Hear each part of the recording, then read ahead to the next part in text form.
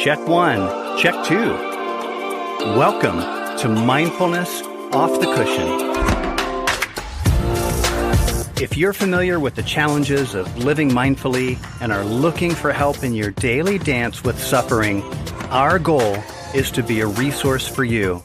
So let's jump straight in to Mindfulness Off the Cushion, brought to you by the Austin Mindfulness Center. Hello, and welcome to episode 3 of Mindfulness Off the Cushion. I'm once again joined by our 3 co-hosts, Christina Filburn, Patrick Harris, and Claudio Barrientos. Let's quickly say hello to our listeners. How about you get us started, Christina? Hi, listeners. My name is Christina Filburn. I'm a licensed clinical social worker here in the state of Texas, also in New York and New Jersey. Glad to be here. Hello, everyone. I'm Patrick Harris. I'm also a psychotherapist, but not as adventurous as Christina. I'm only licensed in Texas. Also adjunct professor of psychology at Houston-Tillotson University. My name is Claudio Barrientos. I am currently a graduate student at University of Texas San Antonio, getting my master's in clinical social work.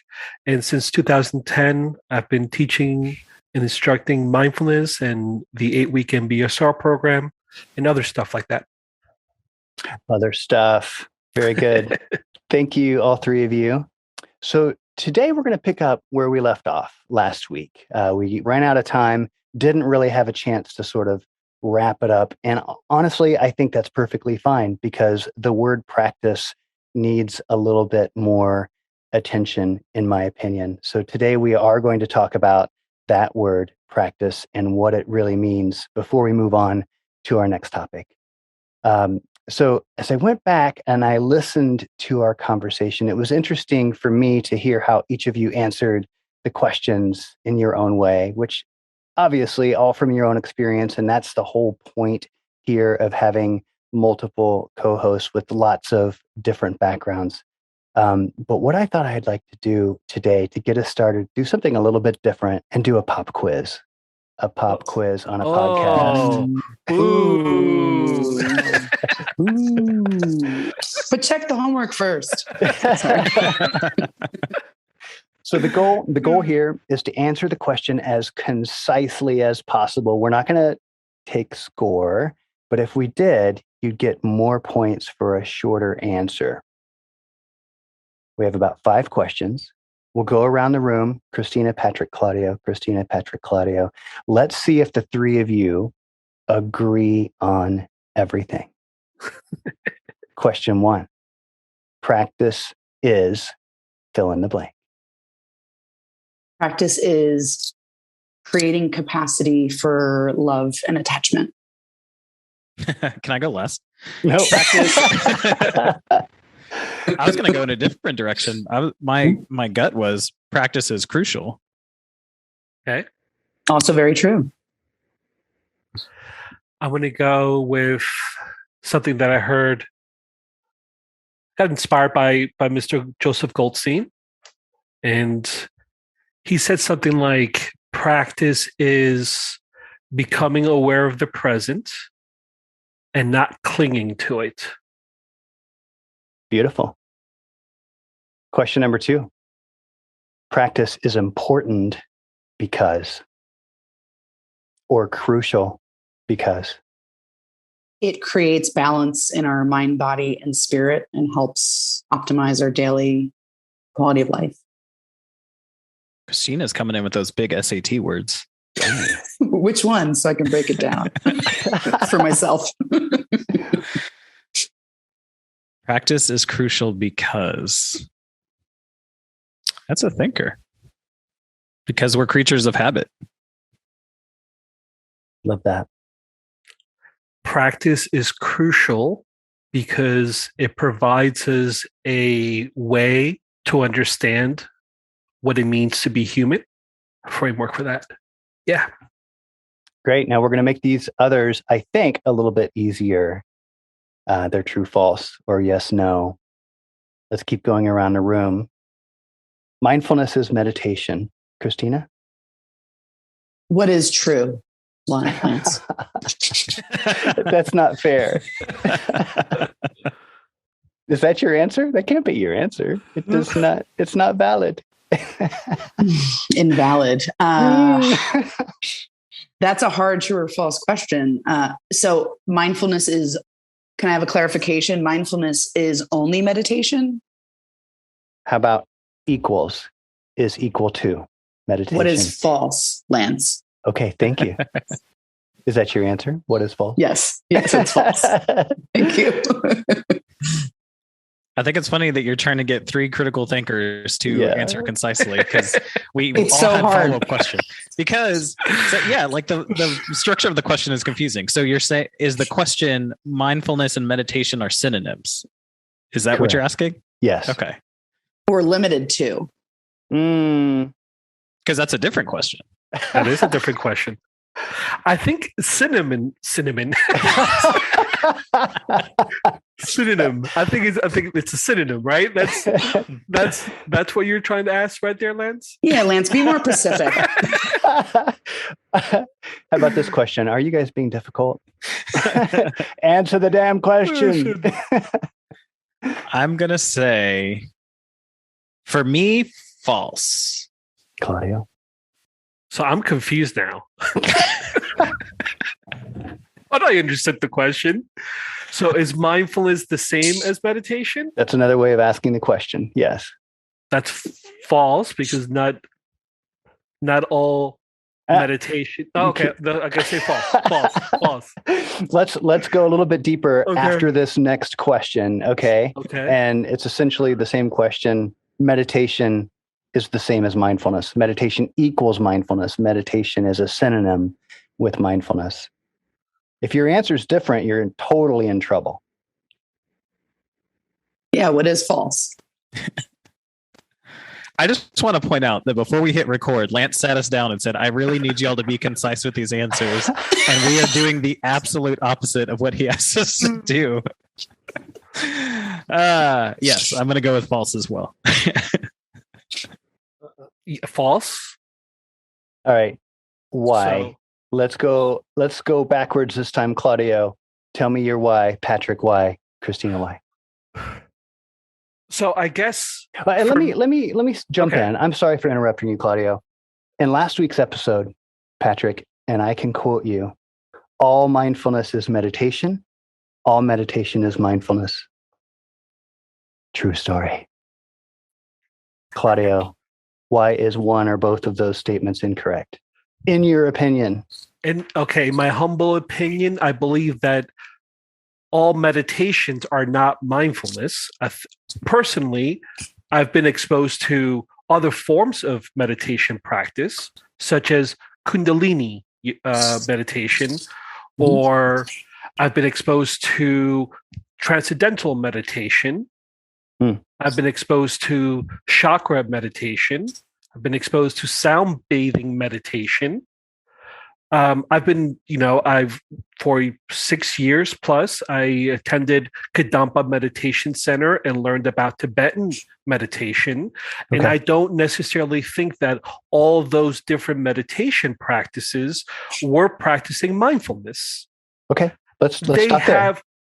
And I just want to say this. They have a beautiful approach and a value, and I'm not here to provide a hierarchy. Right. But as a mindfulness instructor, I feel that it's important to teach with precision as to what mindfulness is and what it isn't. That's interesting, because in my head, and I don't know if I just misspoke last week, if I was trying to say, to me, it's like the whales and dolphins thing. Like all dolphins are whales, but not all whales are dolphins. Like I think that it's interesting because I think I feel a little bit opposite of Claudio in that all meditation is mindfulness, but not necessarily all mindfulness is meditation. But there are Buddhist texts that talks about mindfulness being its own form of meditation. So you're always in a form of meditation. But then there's that role of like, what role does intention play with an activity or a behavior? So if you're intending to meditate versus just living mindfully, that's interesting. Yeah. I also just like contradicting myself because it just makes life so much more interesting. How we understand ourselves and others better. Yeah. My answer was going to be very synonymous with Patrick. It's more of like a square is a rectangle, but a rectangle is not a square. Right. I do believe similarly that there are mindfulness meditations. Not all meditations are mindful. Generally speaking, mindfulness is filling the mind, but doing it in a sort of safe way or creating a safe place to do it. Whereas meditation, we almost want to clear our mind. Yeah. So I do not think that they equal each other, but they do have a significant amount of overlap if we were doing a Venn diagram. Thank you all for not clarifying that for me at all. I appreciate it. Glad we could help. All right. My next question is not even appropriate now that you've totally confused me. Let me tell you what the question was going to be, and then I'll allow you to reword the question completely. The question was, are we practicing, since we're here to talk about practicing, are we practicing when we are meditating? Are we practicing in the literal sense of the act or formal practice, or practicing in terms of rehearsing? The act, the most literal definition of the word. Well, there's two definitions. That's the thing. There is. There's the noun and the verb. Yeah. Right? There's the act of practice, and then there's practicing. Yeah, verb. Are we practicing mindfulness when we are on the cushion and engaged in formal meditation? So I'll throw myself out there. Cinnamon, go. I think it depends on the mind with which you are sitting down with to practice. Okay. What that means to me is that you can be on your formal meditation cushion, right? What you use to formally practice. Yeah. And let's do the body scan, for example, right? If you are sitting there and the whole time that you are sitting, you're thinking about a hot dog, I don't necessarily think that you are practicing mindfulness. So the answer is, it depends on the mind with which you're practicing. So in that case, you're not practicing. You're practicing sitting there and thinking. Unless we actually have a hot dog with us on the cushion and we're eating mindfully, and the hot dog is the object of our attention. Yeah. But let's take it a step further with that. So let's say you are thinking about a hot dog, but hot dogs are a traumatic trigger from something from childhood, and you're practicing responding to the hot dog rather than reacting to it. So you're being beneficial. This seems obscure, but you're trying to change your response to this trigger. And that's you actually using the thought of the hot dog in a mindful way. So I would say in that sense, absolutely. What I said earlier is, if you're sitting there and just thinking about the hot dog and why, and adding the ketchup and the relish, and I love a hot dog, and why don't they make all different kinds of hot dogs? Well, there's chicken hot dogs and there's pork. So that's different. The scenario that you created, I would say that's a rich use of the practice. Yeah. I was going to say, once again, it's ambiguous. If we're going to keep piggybacking off of the abstract, if you're thinking about a hot dog, piggybacking off of what Patrick said specifically, and you are tuning in to your hunger, satiation, that's a really good way to be mindful about body sensations, right? I also would bring up conscious versus unconscious, where there are different parts of the brain that can process things physiologically versus cognitively and everything in between. So if I am in a warm Epsom salt bath with incense going, and those are satiating some of my senses, I can still also be thinking about a hot dog while I'm literally bathing my other senses in other things that are mindful. I think this is kind of like, questions like these are fun thought experiments around people that have studied mindfulness, but I think it also pushes away students and people who, like, mindfulness is still a novel concept to them, because then it gets too wrapped up in the what ifs and the philosophical parts of it, rather than what is the actual physiological benefits? What does it look like to practice mindful strategies? Because it's not all of this. It's not all these like abstract ideas and like, is this technically mindfulness? Is this not? Like, I feel like these questions are kind of disruptive to the practice, like disruptive to the intention. Yeah. It's like, you have these little like Zen excerpts where it's like a student and a master are walking, and the master asks the student, is that rock heavy? And the student says yes. And he's like, not if you don't pick it up. It's like, okay, that's cool, but that's going to confuse somebody that just wants to learn the basic like tenets of mindfulness and how to begin a mindfulness practice. Yeah. Or if the student said, what is heavy? Right. So is Christina the student?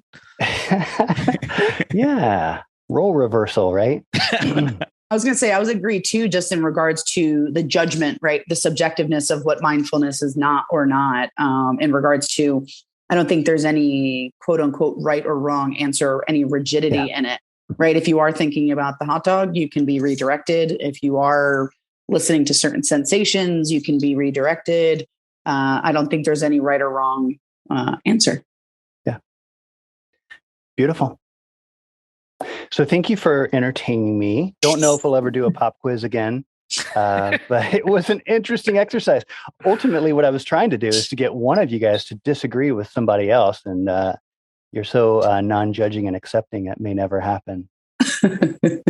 Well, I mean, even a disagreement is going to be a difference in our perception of the reality or our understanding of the practice. And that's not going to necessarily be like a quantitative, like you are right when I am wrong, or vice versa. Like it's going to be like, no, this is how I think about it. And chances are like our answers would fluctuate. If we did this exact same pop quiz every 2 weeks, I guarantee you our answers would change with what's going on in our life and what new blog or book that we just read or article that we peruse. Like that's the interesting part, is that a lot of our perception is just guided by the lens of our own experience. If we're having a good week, we're going to be more optimistic. If we're having a bad week, we're going to be unconsciously pessimistic.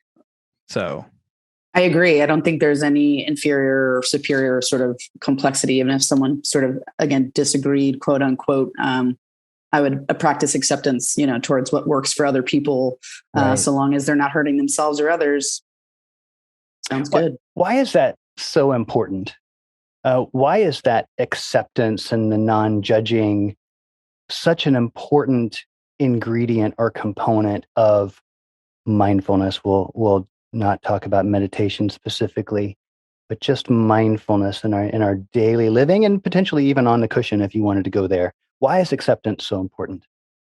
Well, not only is it part of a rigid, like cognitive behavioral therapy treatment, according to like acceptance and commitment therapy, which I often do with my clients. I think I've said this before. If someone may be a little bit more shame-based, my experience working with trauma survivors have been that if we're doing the sort of general CBT model that doesn't work for many, it seems a little scrutinizing when we're thinking about what they're thinking, how they're behaving, and the emotions that they elicit. For some, that process can be very critical. And so therefore acceptance, in that process, it sort of shuts them down to growth. So versus the acceptance model, generally speaking, I think it invites people to come out of their comfort zone, to accept things that they have not accepted maybe in the past. And I think that only opens space for vulnerability, forgiveness, growth, and therefore love for oneself and others.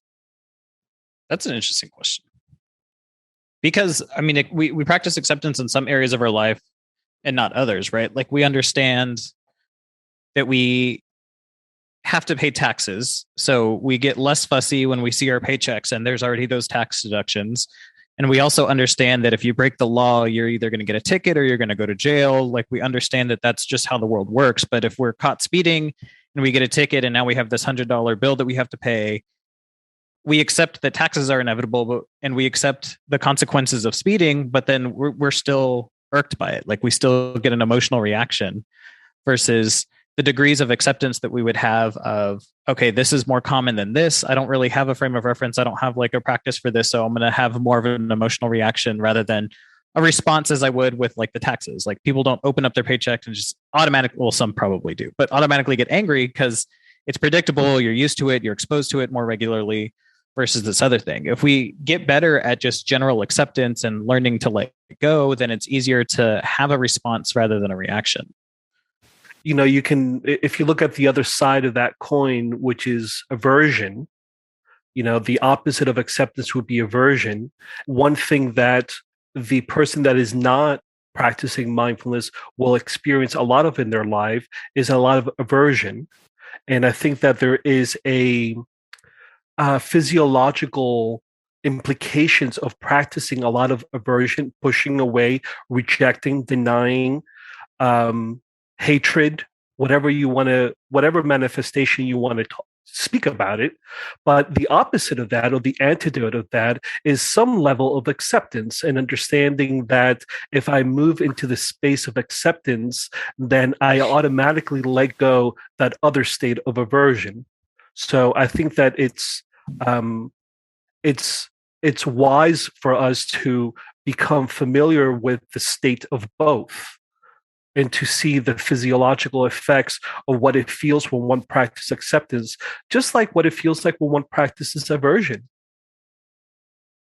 Yeah, I think there can always be like almost like a whole book, if not many, many books on this, or even a thesis. But when you're thinking about aversion and synonymous terms, the practice of rejection, and something that sometimes people will, or what they used to call clinically resistant, quote unquote, which to me, a more compassionate way of saying that, right, is someone who's maybe not able or willing, but in a very compassionate way, not ready. And we don't want to sort of force that on anyone. And sometimes people will unconsciously be not as motivated because rejection has been so part of their life in a traumatic way that one, they cannot differentiate between others' rejection versus their own. And then the other piece of that is trying to somehow unconsciously retaliate, or thinking that that will provide equity in the world, if that makes sense. And I think that's one version of it. And it is a sort of generalization. I don't think that's super common, but I do think it's possible. And I've definitely seen it in clients. This podcast is sponsored by the Austin Mindfulness Center, the premier mental health counseling center in Texas for mindfulness-based therapy, education, and coaching. If you're an individual or couple struggling with stress, anxiety, depression, relationship issues, or you're just looking to better equip yourself to gracefully navigate these turbulent times, you can visit us online at austinmindfulness.org and request an appointment today. Now let's get back to our podcast. I like this idea of helping combat like depression with gratitude. And you're seeing that a lot more and more recently. And I remember when I first was reading about gratitude, and it's like, yeah, that's kind of cool. It kind of seems like a luxury to be grateful. And that was with like a very young, naive mind. And now just like realizing just like gratitude in just like daily form, like being grateful for what you have rather than striving for stuff that you don't have, and just like how easy it can change your perception of any like snapshot of your life. I don't know if I've shared this on the podcast yet, but a few years ago, like suffering a significant trauma, being in a mass shooting, and then the police coming and arresting everybody on the scene and spending some time in jail while they sorted out the good people from the bad people. I don't know if you've been to jail. I don't recommend it. It's not the most fun, but there's very little to do in a cell. And then they give you like this hotel bar of soap and this little tiny like tube of shampoo and conditioner in one. And if you don't know anything about me, I prioritize my hair over everything. And there was this idea of like, I need better like toiletries and I need a book, and that's all I wanted. And the gratitude that I experienced just from getting like this simple pleasure was just such an eye-opening experience, because the other people in my cell, it's like, can we stop for a minute and just see, like, we're like kids on Christmas right now. We're just tearing through the stuff that we just got. And this is stuff that we have every day in our normal lives that we don't even think twice about. And ever since then, like that really reframed my understanding of gratitude, of being grateful and being more immersive in the things that we take for granted, rather than all of this like, ooh, I wish I would made more money, or ooh, I need to pay this bill, or ooh, I wish I had this vacation that I'm watching somebody on social media doing, rather than I love my friends, I love my family, I love this experience. Because there's going to be an infinite amount of stuff you don't have. So if you spend too much time focusing on that rather than accepting and being grateful for what you do have, then it's going to be a lot of depression, a lot of anxiety, a lot of striving, just a lot of misery. That's beautiful right there. That's beautiful. You know, thinking about the energy that the body engages in when they practice gratitude, it definitely feels like it's a leaning in experience. And I think, and you know, when I think of the word acceptance, it resonates with me because it's also a form of leaning into the experience, which I think that, you know, in the world of mindfulness, at least as an instructor, I would always encourage the students to be able to skillfully lean into that which they are experiencing. And if you practice gratitude with that awareness of leaning into this moment and being gracious for it, that's the path. I think that's a beautiful path right there.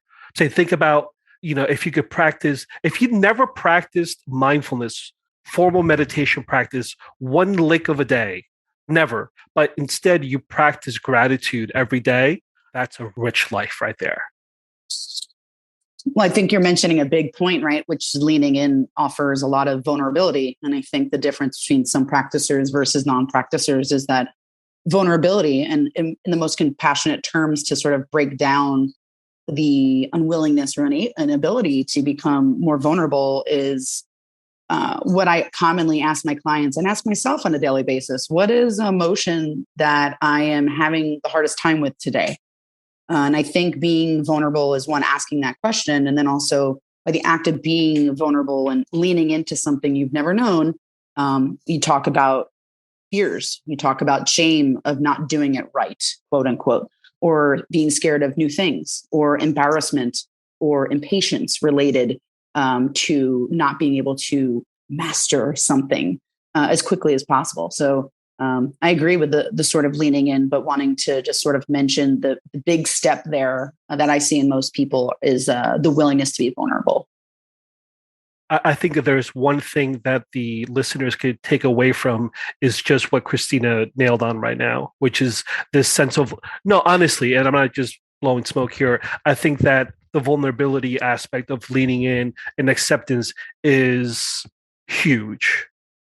And I think that as a human being, when I answered, why is the practice crucial to understand what it means to be a human being? Part of understanding what it means to be a human being is understanding the role of vulnerability in our lives.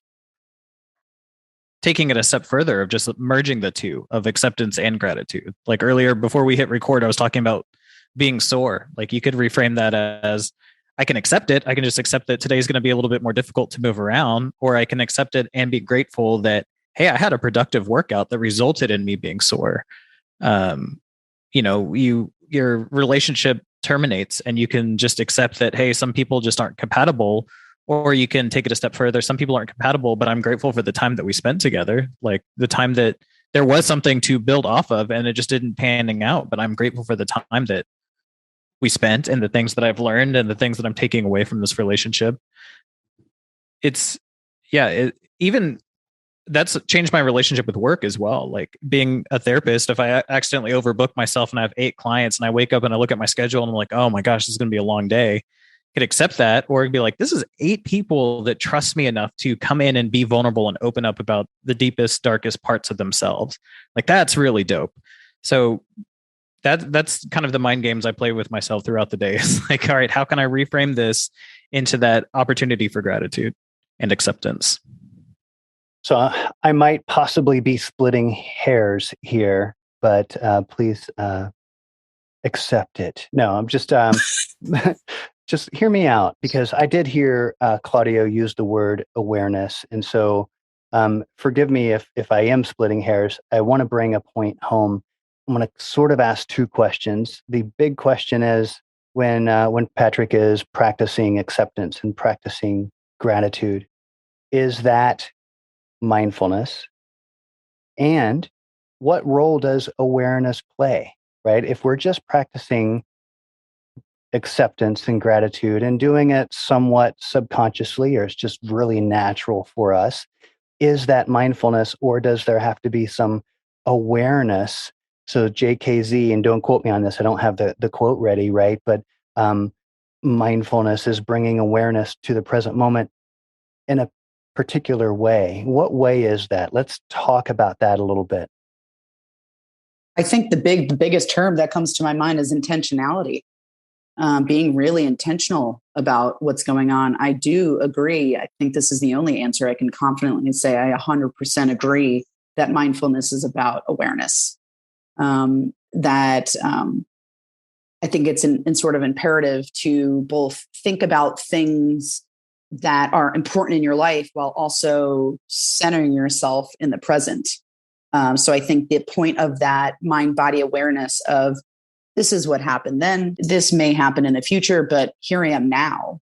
Being able to think about things that are important to us, think about why those things are important, and then coming back in the present and feeling safe about thinking about these vulnerable things with intention.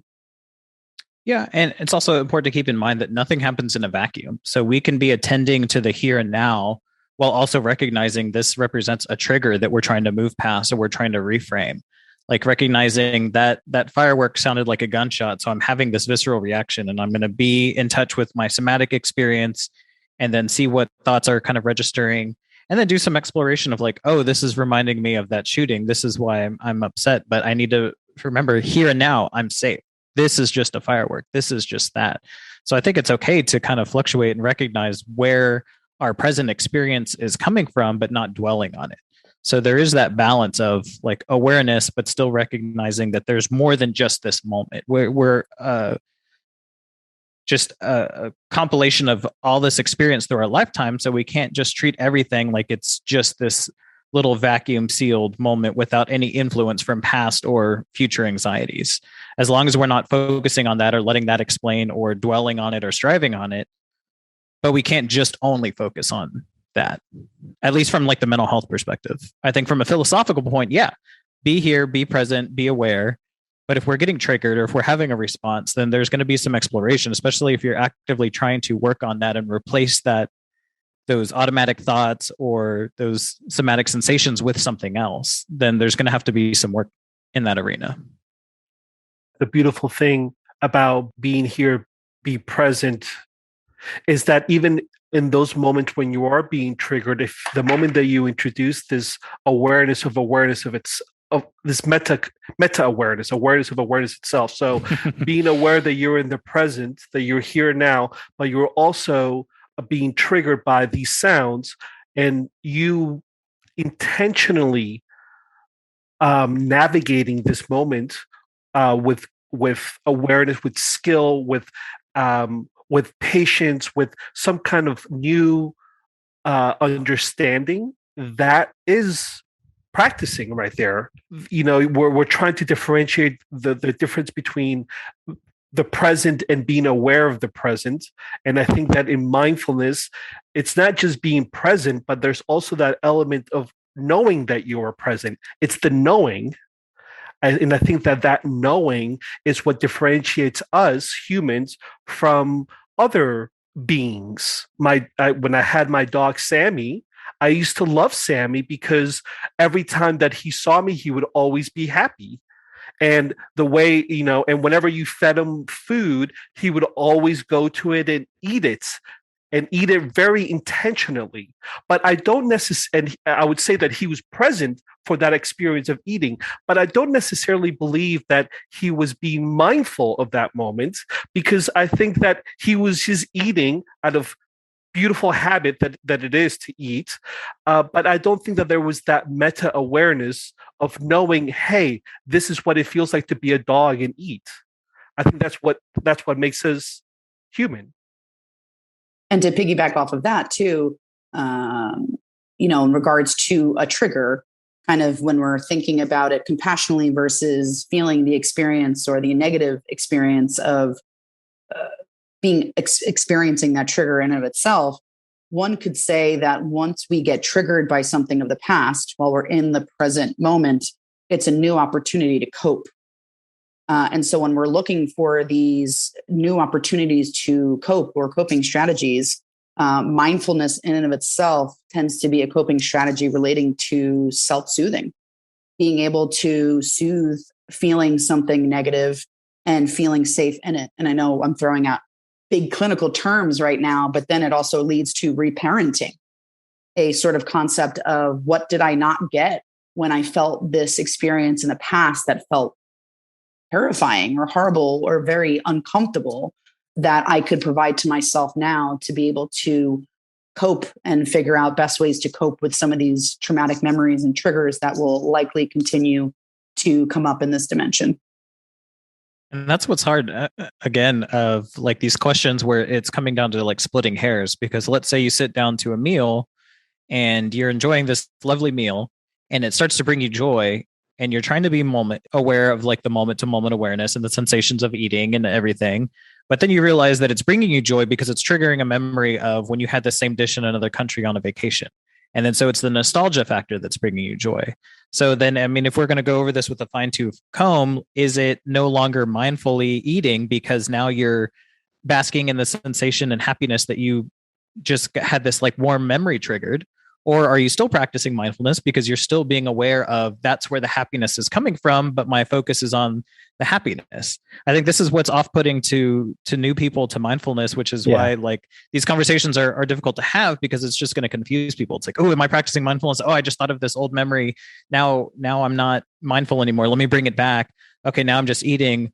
But now that I'm aware of not being aware, then now I'm still not practicing mindfulness. Now I'm too anxious to get back into the focus. Like, people are going to put too much pressure on themselves to say, am I being mindful? Am I doing this right? And then they fall down this striving rabbit hole, and then it just pushes them away from mindfulness altogether. Yeah. I mean, I think the key point of mindfulness, right, is the lack of judgment throughout this process and practice. Yeah. So let's do this then.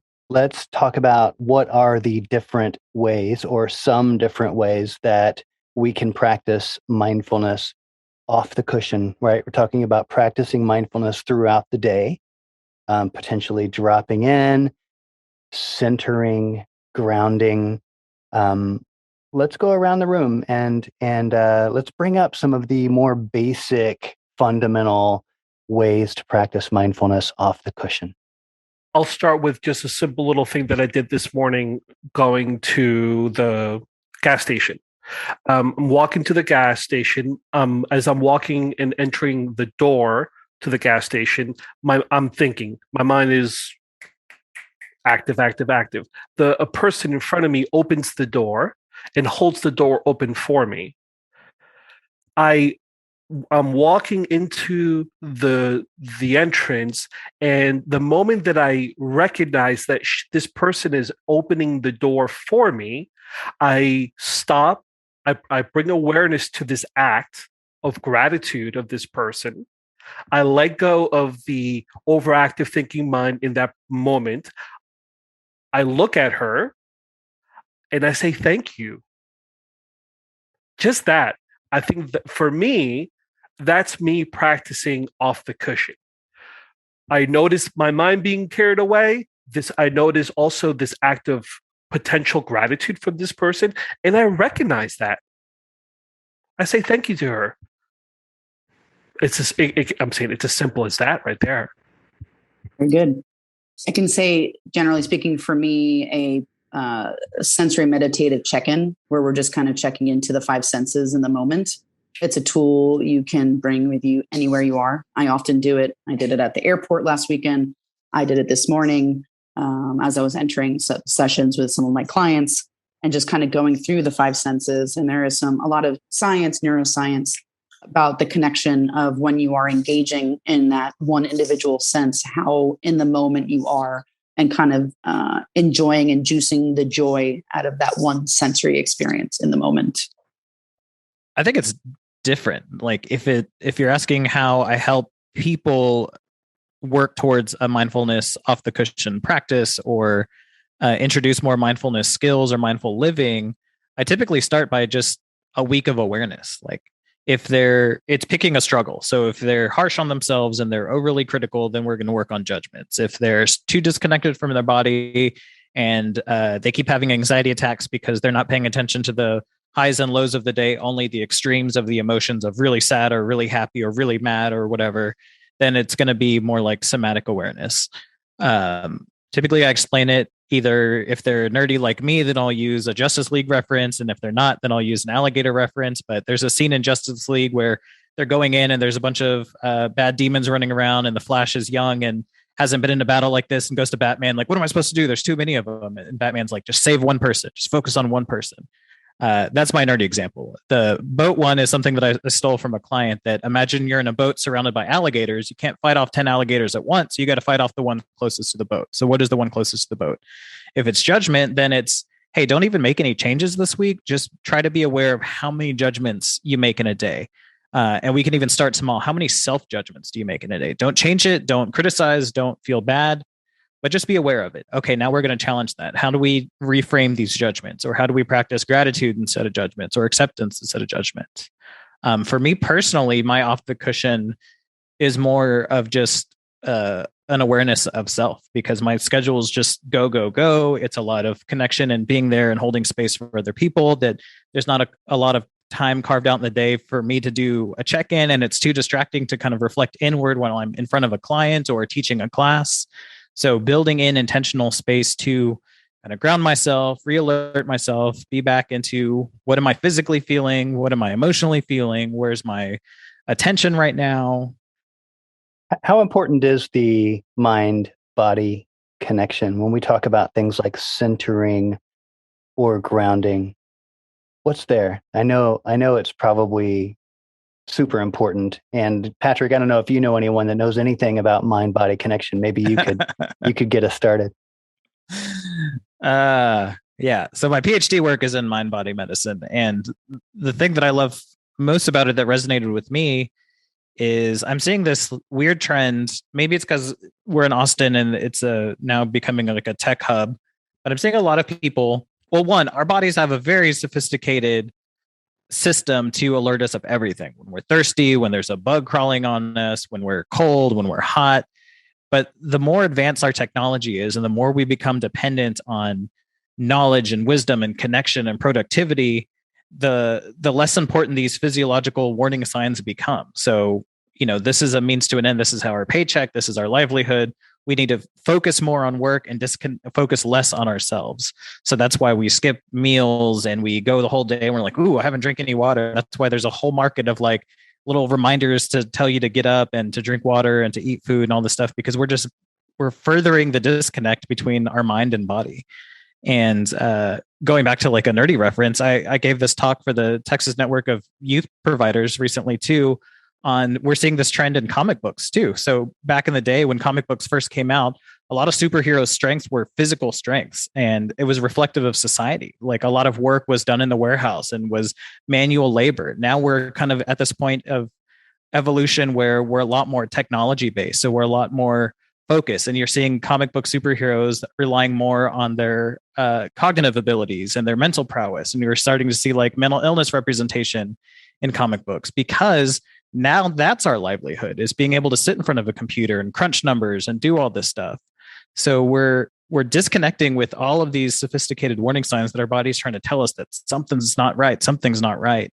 And that's only going to increase anxiety, because when we're looking at the causes of anxiety, we're looking at the oldest parts of our brain to the youngest parts of our brain, the brain stem versus kind of the top part where all of our logical thinkings and emotions. And when we talk about grounding and that mind body connection, that's us reminding our bodies that there's no threat. There's no cheetah trying to kill us. There's nothing in this room that's going to harm us, but our bodies don't know the difference of something that's trying to kill us and just a perceived threat of like a deadline down the road. Your body's going to react the same. Here's a bunch of cortisol. Here's that sympathetic nervous system in case you want to fight or run away or freeze. So the more that we can deepen that connection through things like mindfulness and yoga and Tai Chi, where we're combining movement and breath and intentional connection, the more that we can bridge that mind-body connection and alleviate a lot of this anxiety and dread. To answer your question too, I think it's sort of very advantageous or beneficial to be integrative with mind body, and even add spiritual connection for those who enjoy or find benefit from spirituality.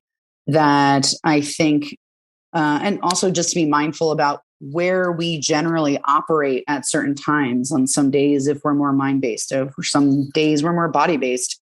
And I guess to also come up with specific pragmatic coping strategies to be able to further this integration. I think it would be an injustice to our human experience if we were to only focus on the mind, or only focus on the body, or only focus on the spirit. I think all three always comprehensively align with our wholeness. And I think they always comprehensively align with our internal sense of our internal belief system, as well as our values. And most of us really operate under how our internal belief system and our values. So becoming aware of that and how to integrate that in the mind body spiritual optional connection. Claudio, I'm really interested in your take on this because you have a very different background coming to this podcast as 12 years being a mindfulness instructor. What is the importance of the mind-body connection? What role does it play in the process of developing mindfulness? I think the short answer is that the mind and body is the only thing that we have to work with. So in some ways, this is what it means to be a human, is to be both mind and body. And when I say the mind, I think that it's important to be able to differentiate between the mind and the brain. I think that Christina is also introducing an important aspect, which is the spirit. And when I use the word spirit or spiritual, I mean anything that tends to the non-physical. That is the spirit within my context, within the way that I talk about the spirit. So anything that, whenever we are practicing something spiritual, it means that we're practicing something that tends to the non-physical dimension of what it means to be a human. So mind is part of that. I think that mind is immaterial in that regard. So going back to that statement that I made, that the mind and body is the only two things that we have to work with. It's the only thing that we have to work with. And I think that in this practice of ours, what we're trying to explore is just a better understanding of how the mind functions as the mind, how the body functions as the body, how mind can be seen in body, and how body can be seen in mind. And I think that these discernments that we create in our language can help us to be able to talk about it. But I think that in our practice, in our exploration of mindfulness, we can begin to see the integration of the two. So at any given time, what it means to be a human being is to be in touch with these five senses that we all know about, but it's also the introduction of a sixth sense, which is consciousness. So what it means to be a human being is to be aware of these five senses and the sixth sense, consciousness. So at any given time, what it means to be human is being in contact with one of those six senses. So I think that those six senses are part of the mind-body experience. And I think that it would behoove us to not practice something that will enable us to understand it more profoundly, more clearly, with more wisdom. In opposition, or a bit of a reciprocal to Claudio, besides my sort of professional experience, I was a Division I athlete in undergraduate college. So I was more body-based at that time and not as focused on my mind. It wasn't something that was sort of integrated into Division I sports. It was your body, your body, your body, and get your body used to it and get your muscles used to it. And still, and so when going on to graduate school, I was a lot more concentrated on the mind, which presented all sorts of obstacles for only concentrating on my body for such a long time. And I could say just now in my 30s, I'm integrating the spirit part of it, or the conscious sixth sense that Claudio was referring to. And I think at different time, there seemed to be different chapters for me personally when there was one focus. And the integration of all of them, I think, is the most fruitful for me personally. And I would say that is also most fruitful for many others, depending on what they have available.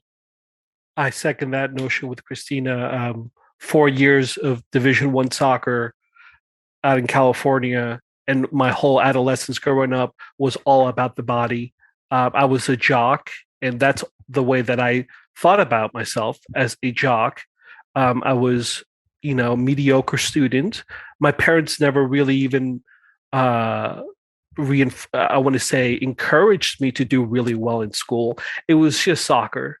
I think that one of the things that I've been able to do now with mindfulness and soccer is being able to introduce these other elements of emotional regulation and the importance of that in being an athlete. I think that there's a wonderful field of that opening up in sports psychology and so forth.